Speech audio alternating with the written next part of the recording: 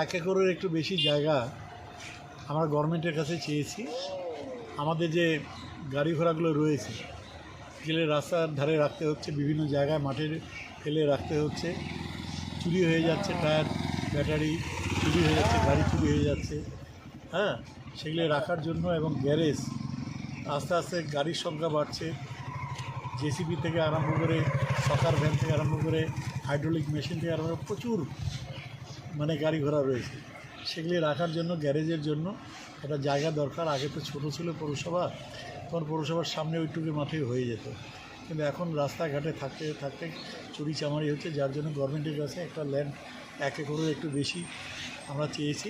এই ল্যান্ডটাই উত্তরবঙ্গের দায়িত্বপ্রাপ্ত যে চিফ ইঞ্জিনিয়ার এমইডি এবং অন্যান্য আধিকারিকরা তারা এসছেন, সেটা সরজমিনে দেখলেন। এখন তারা ইনট্যাক্ট পয়েন্ট, যেটা জলের সারফেস ওয়াটার জল, ওখানে যাবেন। ওখান থেকে আবার যেখানে আমাদের পাম্প হাউস আছে সেখানেও যাবেন। আজকে 4টে পৌরসভাকে নিয়ে, কুচবিহার, তুফানগঞ্জ, দিনহাটা, মাতামা, 4টা পৌরসভাকে নিয়ে 4টা পৌরসভার জলের যে সমস্যা, পানীয় জল, সেই নিয়ে আলোচনা হলো। প্রায় 100 কোটি টাকার 4টে পৌরসভার ঘরে যে প্রকল্প নিয়ে আলোচনা হলো, যে প্রকল্পগুলোর কাজ পূজার পরেই শুরু হবে বলে আমরা আশা রাখছি।